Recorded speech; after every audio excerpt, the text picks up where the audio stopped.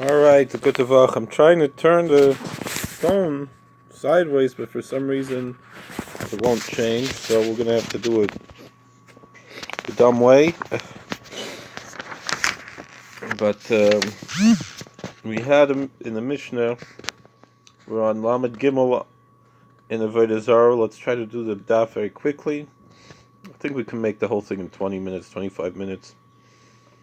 It's a very interesting daf. The whole Masechet Avodah Zarah is very interesting. At the bottom of Lamed Beis, we had that it said that Ha'olchen Latarfus Asurin L'Seish L'Seisi Moin. So Amar Shmuel Akum Ha'olich Latarfus Balicha Asa the Azal Moidi Ka Kame Avodas Kechavim B'Chazar Mutter. So he said that Shmuel taught the pagan who's on his way to a pagan pilgrimage, you can't do business with him when he's on his way to the pilgrimage, because he's going to go thank his idol for his success in business. Because Zarah Mutter, on his way back, he's permitted Maida Hava Hava, because whatever happened already happened. Yisrael Holech L'Tarfus Balicha Mutter, a Jew who's on his way to a pagan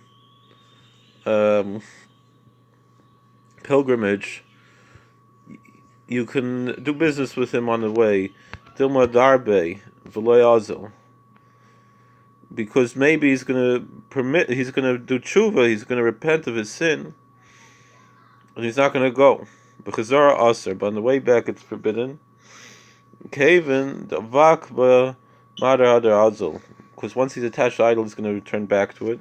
That's on the next staff, but I want to read. Rashi has a different girsa.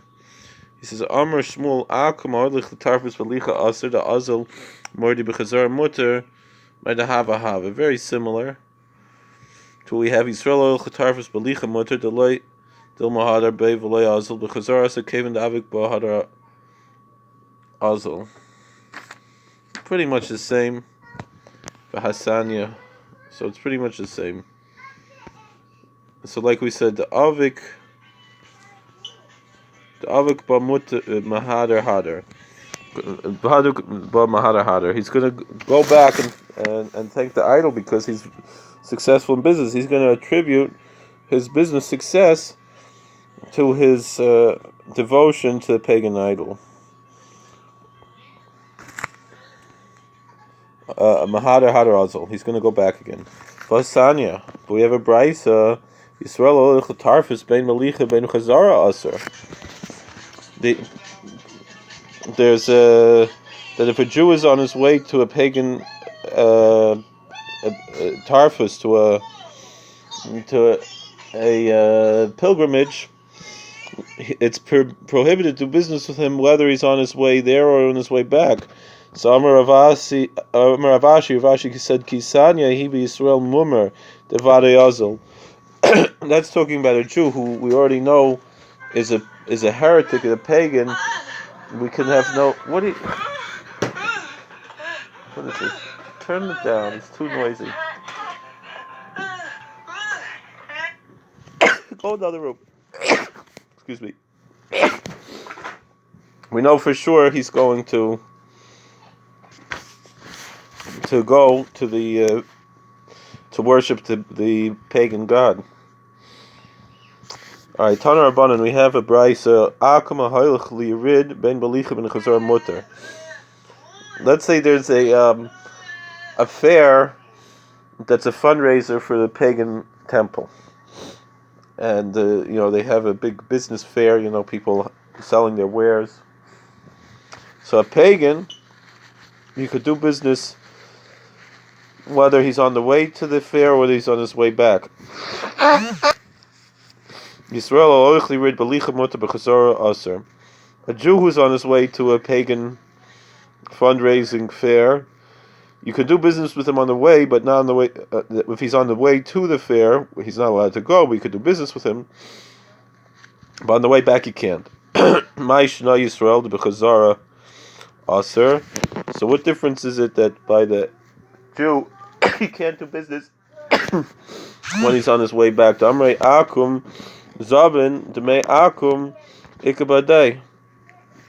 So he said he probably went to this fair, to sell an idol, and so the money that he's doing business with is idolatrous money. So akum nami. Nema akum zavin. So what if the pagan also he sold an idol and made it akamika bahadei? He also has some money from an idol. So so why is the Jew a problem and not the pagan? So the Gemara answers ela akam aminan glima zavin the chamora zavin. So we say with the pagan, most likely he sold a shirt or a donkey or something. So then the Gemara asks, Yisrael nami emod glima zavin chamora zavin. So why don't we say that the Jew also, he sold a shirt or a cloak or whatever, some garment, or a donkey. So, and for the Gemara Zabin, Isa Dahavale Hacha Havam Zabinle. If that's what he was selling, a donkey or a shirt, he would have sold it in a Jewish market. Why do you have to go to a pagan market where a Jew is not allowed to go because it's a fundraiser for the pagan temple? The Mishnah goes on to, so that's why we say we're strict about the Jew and not about the pagan. Vaboin Matorin. So the pagans on their way back from the pilgrimage, you could do business with them. Amr B'Shimon Lakish Leishanu Elish Ein Kshurin Zelazeh. Avol Kshurin Zelazeh Surin Emedate Lachzer. So he said that's only, you could do business with an individual, but if they're going in a group, then you can assume they're going to go back again because they're staying with the group. And so then they're not considered to be on their way back yet. They're considered to be en route, meaning they're going to go and they're going to go back and forth. Alright, weiter. Noidus ha'akum kankaneim. Leather flasks and earthenware jugs of wine, kosher wine, was put into these flasks that belong to a pagan. And what's the halacha? That the Meir says that it's totally prohibited even for benefit, and the sages say it's not kosher to drink, but you could have benefit from it, you could do business with it. So Tana Rabbanan, the rabbis taught a brisa, Noidus ha'akum grudim chadoshim, Matarin Yeshanim Zufafin Asurin. So when it comes to the leather flasks that pagans make, if they're smooth and they're brand new, then you can use them. But if they've been used already and they're lined with the pitch, with oil, something, then they are forbidden to use. That's how they would seal it, whatever. Akum Rivchen Ibdan Nasim L'Seichen Yayin Yisrael Amid Al Gama Vein Choshish. The pagan poured the pitch in to line it and tanned it and put the wine in them, and the Jew was watching.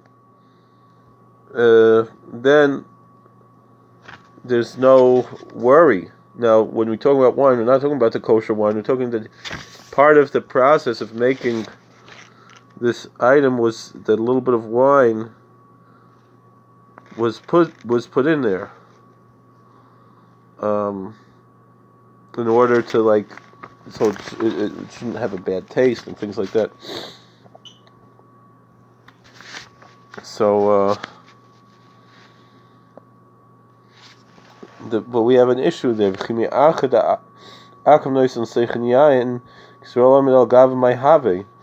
So he said it's not an issue as long as the Jew is watching. But what difference if the pagan is pouring in the wine to line the bottle?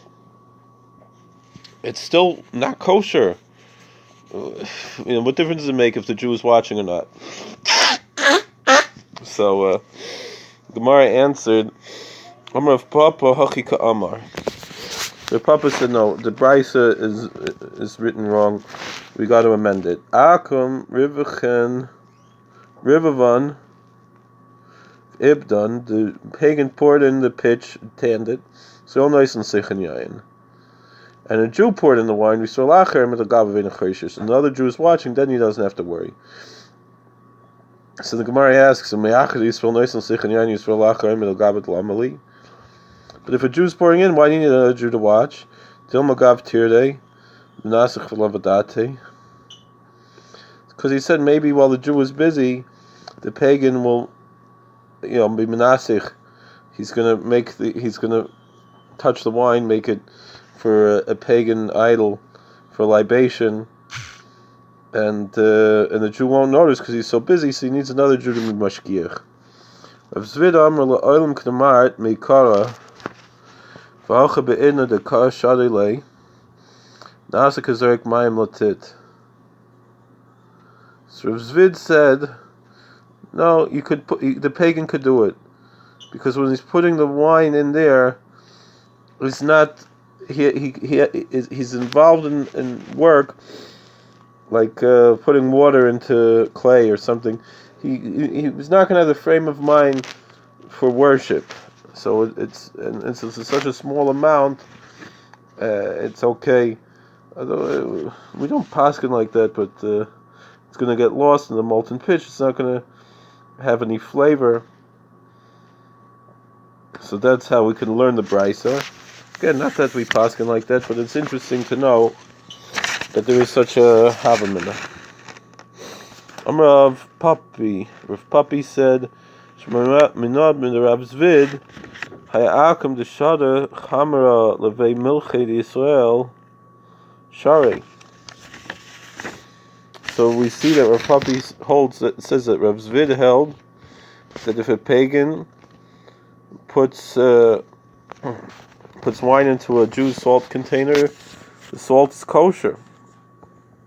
Maskefler of Ashi, so Rav Ashi disagreed. Midami, Hasam kazal leibud, hachalei kazal leibud. So Rav Ashi said, no. With the pitch, the wine is totally lost within the pitch. In the salt, the wine doesn't get lost, so you can't say that. So Rav Adi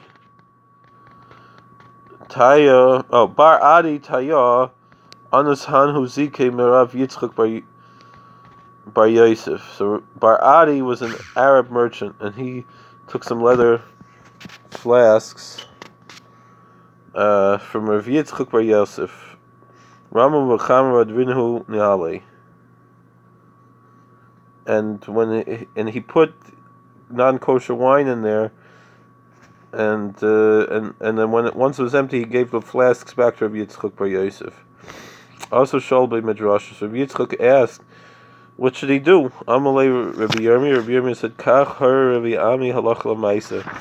Rabbi Ami taught a halacha, Mal and Mayim shloisha yomim marin, from Rav Tzarech la'aron me'es la'es. So he said that you could fill it up with water for 3 days and empty it out.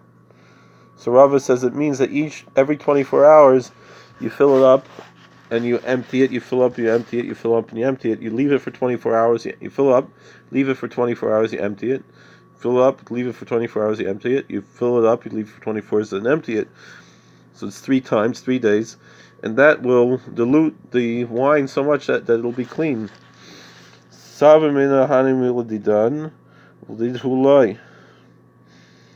He said that's only when non-kosher wine was placed into a kosher vessel, but that doesn't work to clean out a pagan vessel. But when Ravin came from Eretz Yisrael to Babylonia, he said that Reish Lakish told him, no, it doesn't matter. That's the way you can clean out and make it kosher. So Rav Acha the Rav Kamei the Rav Ashi Lameimar Hani Mile Noidas Avol Kankanamlei.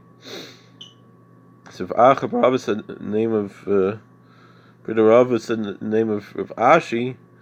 But that's only a leather flask, but an earthenware jug, that doesn't help because the earthenware is porous and it's going to absorb that. Amalei Rav Ashi Leishana Noidus Leishana Kankana. But Rav Ashi said no, it doesn't matter. Not only a flask, even a jug.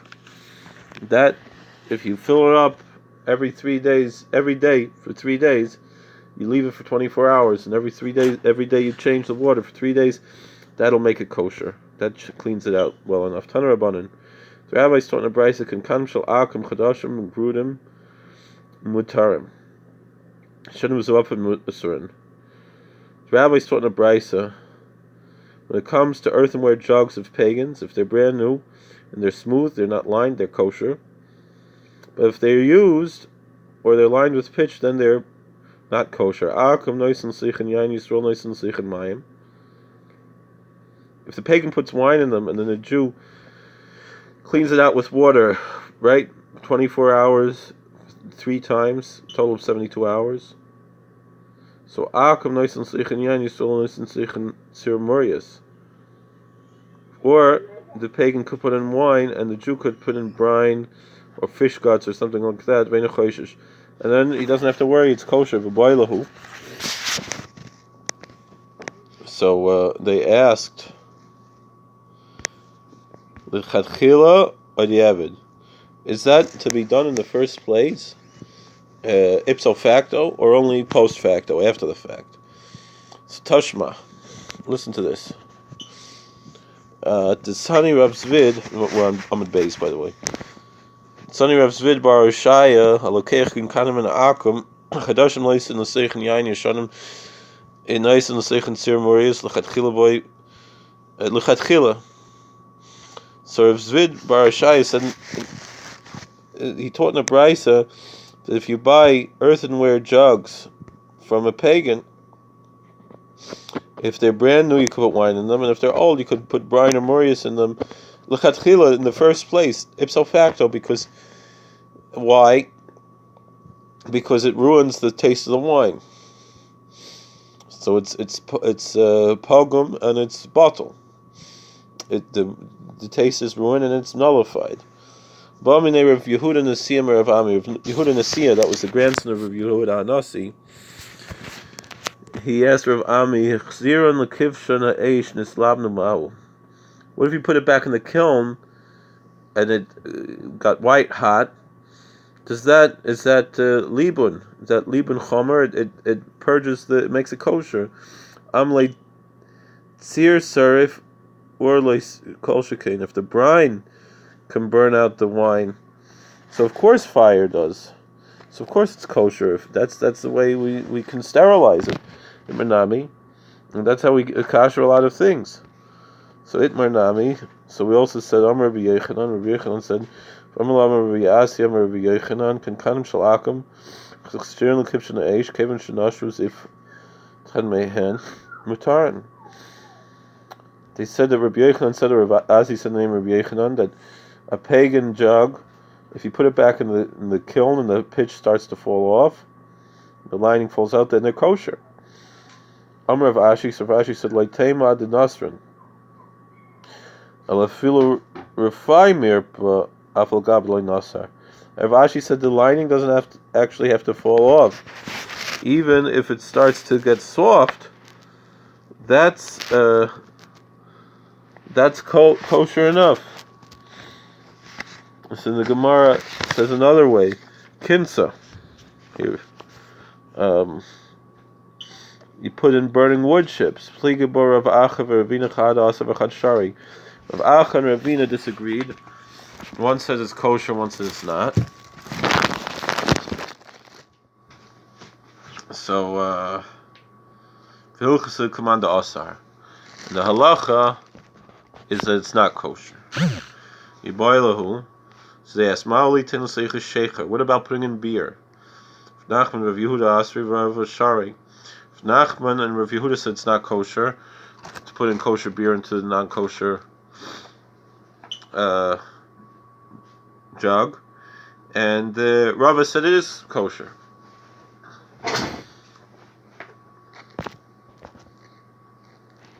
All right, Ravina Sharale Rav Chia Breda Rav Yitzchak. Ravina said that Rav Chia, the son of Rav Yitzchak, Lemirma Beishechra, he said you could put beer in a non-kosher wine container from a pagan. But then Rav Chia went and put wine in it. And Ravina said, no, it's still kosher. And he said that was just a chance occurrence, meaning he didn't tell. Meaning, even though the wine now was not kosher because he put in by mistake, but it didn't mean that in the future he should tell other people don't put in beer, because most people, if you tell them you can put in beer, will not put in wine. So he didn't have an issue with that. Rav Yitzchak bar Bisna, Havale Hanu Manu de Sukna. Yitzchak bar Bisna had vessels that were made out of animal dung. There's such a thing. Mulin Humaya. So he filled it up with water, right? 3 days to clean it out. And Chinhu b'Shimsha, and he put them out in the sun, because he thought that would help it. Paku, so that made them break. Amalei Rabbi Abba, Sartinu Allah Chesur Daloilam. Abba said, now these things can never be made kosher. The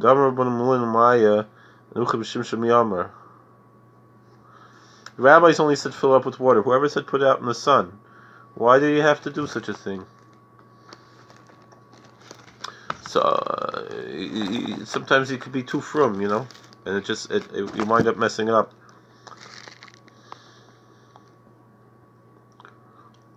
I'm Rabbi Yosna.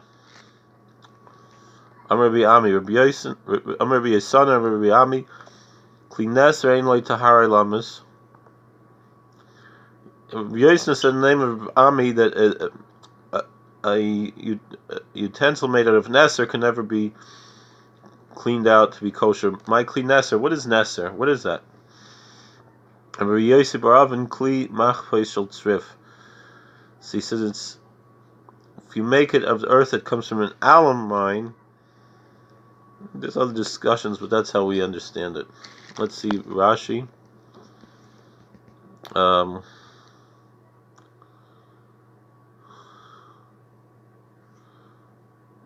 karka shechayfer misham tzrif. It says a land where you dig there tzrif. Blaz alum. Lashon Ashkenaz baisa. It's called alum in French and baisa in German.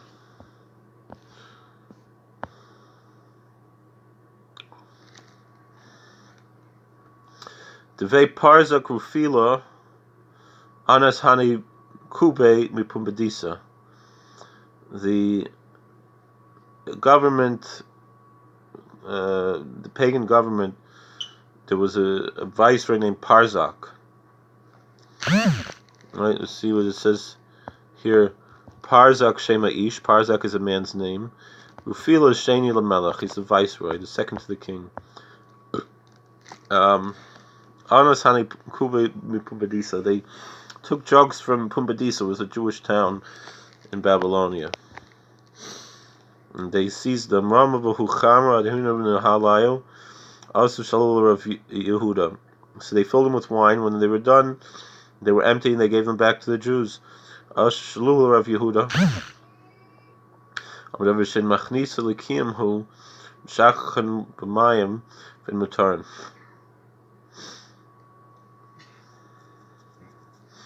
So they asked Rav Yehuda, and he said this particular type of jug is not where we usually store liquids, and so you could just rinse it out and make it kosher. It wouldn't have been placed there for a long time, and it's only if they used it many times that it would make it not kosher. So you just have to wash it out. You don't even have to do the 72-hour method. It's just for that particular situation. I'm a Rav Avira. Rav Avira said, "Hani chatz be'shechimei d'armoi, kaven d'lei bali tuva mishachchen b'mayim mutarin." Vera said that the Arameans have red pitchers, named from red clay, and they're not absorbent, so you could just rinse them once in water and then they're kosher, because they're not absorbent. Most earthenware, you need the 72-hour method. Rav Papi Hani Parvs Vasadave Michse Given Loi Bali Tuva Mashachshkin B'mayim Mutar. The same thing Rav Papi said, that there were earthenware vessels from a place called Beimichse, and they're also not too absorbent, and so you could just rinse them out and they are kosher.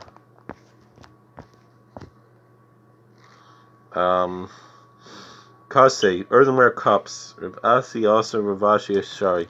Rav Asi said they're not kosher. Rav Asi said they're not kosher, and Rav Ashi said they are kosher. This is not the Amora of Asi, but another Amora who lived in the time of Ashi. Rav Ashi was one of the ones who completed the, who put together the Gemara that we have. So it's a later of Asi, from the time of Ashi. All right. Ishasi bahu akam pam rishon kolayam le pligad aser. Ki pligad b'fam sheni. So he said, if the pagan, the first time he used the cup, drank wine from it, non-kosher wine, so then everyone agrees it's not kosher. So where's the question? If the first time it was kosher and the second time it's not kosher. And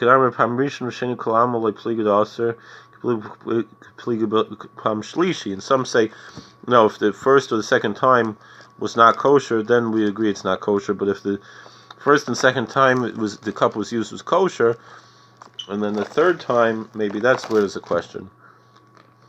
And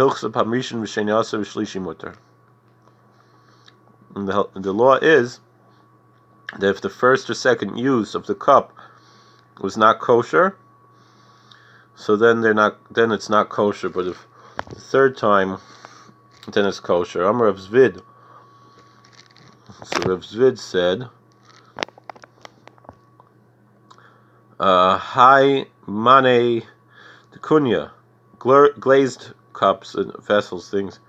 They're earthenware. They're glazed with molten lead. So chivar v'kama sharei yeruka aser mishum demitzrif.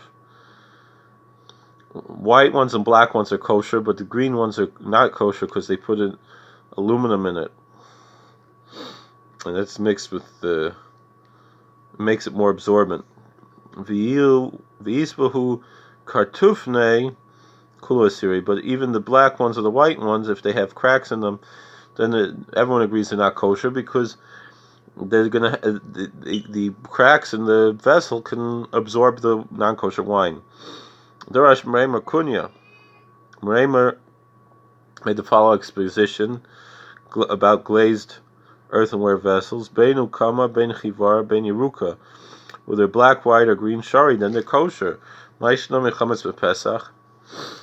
Because yes, how is this any different than chametz on Pesach? The Yomi Meremer Hani mani de kunya ma'odish tamushe b'hu b'Pesach. Because they asked Mereimar about glazed vessels, can you use them on Pesach if they were previously used for chametz? Yeruka le tvoilach, the mistarfi b'alei v'sirei. So he said that with the green ones, there's no question, because the aluminum makes them absorbent, and so they're not kosher. You can't remove the chametz. So what are you asking? Chivar v'kamei. The white ones, the black ones, what's the halacha? Ki isbu kartufne le'tiboilach devadi bali v'sirei. So he said the white ones and the black ones, if they have cracks in them, there's no question. They're absorbent. The cracks are absorbent, and that's not kosher. The chametz you can't take out, so you can't kosher it, and you can't use on Pesach. Ki devoilach t'shiyei mai. But what about the smooth ones? What's the halacha there? Amar. So he said like this, and now we're at the end of our daf. Amalahu anachsinu de madaise. He said, I even saw that those sweat. So they're absorbent and therefore not kosher. My timer tarid al klei cheres she'eni yotzim midei doifnei lo'olam. So that's why the Torah says basically that earthenware vessels they never can be made kosher. They are what they are. Right, the next stuff is pretty well. The next Amud is short, but we'll leave that for now. We're on Lamed Gimel, right? For this over 33. Thank you for watching. God bless. Please like, share, and subscribe. Good to